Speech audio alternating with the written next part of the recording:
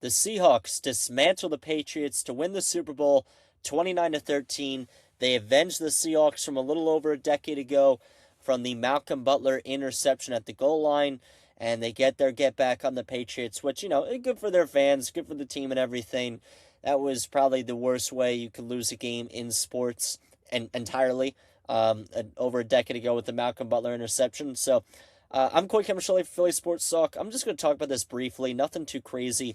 I want to give a little recap, my thoughts. So obviously this game is quite boring. The Patriots were held scoreless until that fourth quarter, and it was really never close. I mean, the Patriots never really stood a chance, especially on offense.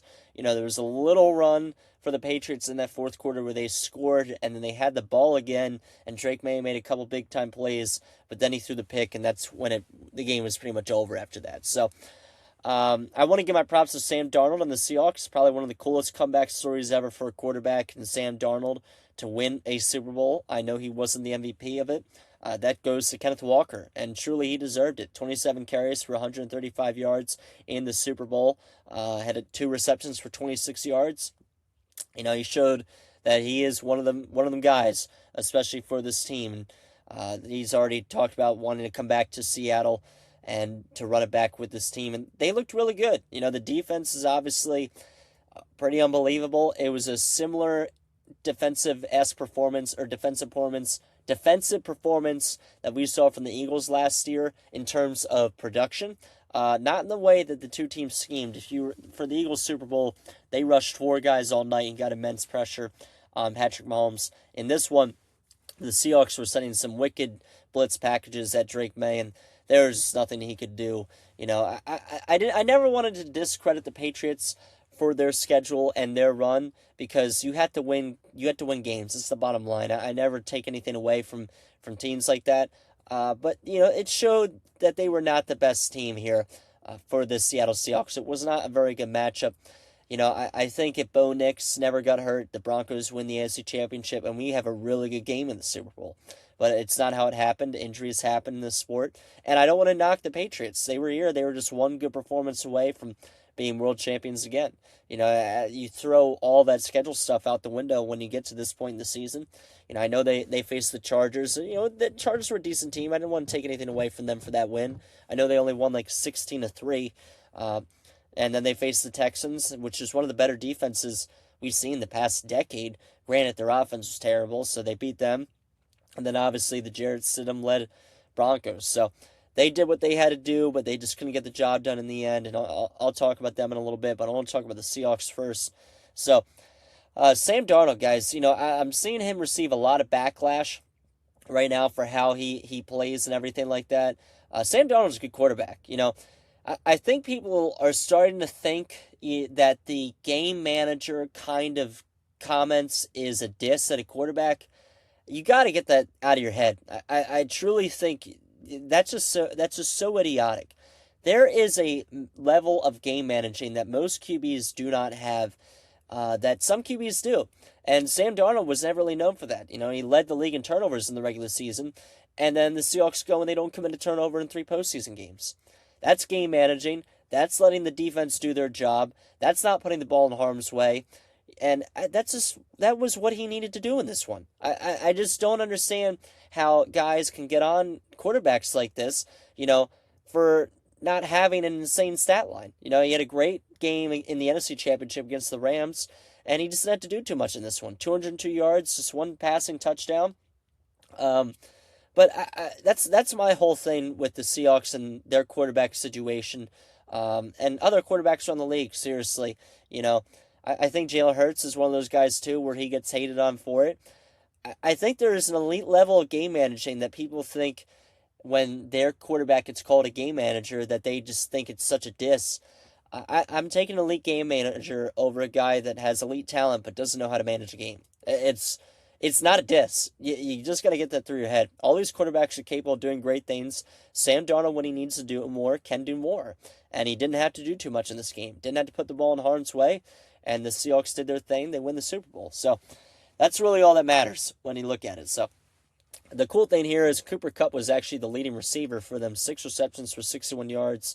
A.J. Barner had the lone offensive touchdown for them, 4 receptions for 54 yards and a touchdown. That was the first touchdown of the game coming in the fourth quarter, which is kind of crazy. I thought at some point we weren't even going to see a touchdown in this game. We are just going to be one of those kind of games, but no. Jackson Smith and Jigba held to just 4 receptions and 27 yards, but he was hurt for a good little while in this game. So that's why his stats aren't as good. I do want to give credit to the Patriots defense too, because they did a great job. It's just their offense didn't hold their own for them. So on the defense, Derek Hall and Byron Murphy, they each had 2 sacks for the Seahawks. Devin Witherspoon had a sack as well for the Seahawks. Riley Mills had a sack. They were just getting to Drake May. 6 total sacks, 11 QB hits. So just immense pressure on Drake May the entire game. And Julian Love got the interception, and Nwasu had the pick 6 for the Seahawks in this game to seal it. So good stuff for them. Briefly on the Patriots, Drake May 27 of 43, 295 yards, 2 touchdowns, 2 interceptions. It was a great season for him. This was not a good game. He played pretty bad. But you had those games. It was his first full season as a starter. And I thought he had a great season. I didn't think he deserved the MVP. I thought Stafford was the rightful winner, but he was obviously right there in the mix for it. And I'm not going to knock him for getting to the Super Bowl this year. He didn't have his best performance on the biggest stage, but maybe he's back. History says that these guys that lose their first Super Bowl usually don't get back. Jalen Hurts was one of those guys to kind of break that kind of curse within the recent years. But it is hard. It is hard. The league was wide open this year. The Seahawks and Patriots were nowhere near favorites to come out of their respective conferences to begin the season. And injuries happened around the league. Guys got hurt. Teams underperformed. And they stepped up. But this was a year for anybody, really, to go after it. And there's concerns next year, at least for the AFC side, that the Chiefs could be back. The Broncos could be back. They could be healthy. All these teams could be back. Other teams get better. And they might not see the AFC Championship game again for a couple years. Who knows? But you got to think of it like that. It's not easy to get where each of these 2 teams got this year. And it's really tough to lose in the biggest stage. 100%. So New England receiving-wise, Matt Collins had 4 receptions for 78 yards and a touchdown. Ramondre Stevens had a garbage time touchdown, but nothing really too crazy for the Patriots. It was just just really a demolition for the Seattle defense. So Milton Williams, my guy, former Eagle, he got a sack in this one, but nothing too crazy to note for there. Interestingly enough, my keys to victory for the Seahawks are pretty spot on, and the Patriots ones that I put, they just didn't come into, or they didn't affect, or they did not act on those keys to win this game. So I did make a preview episode for the Super Bowl, and my keys to victory of the Seahawks were just play clean football. I think if they win the turnover battle, this is their game, and they absolutely did that. Get pressure on Drake May.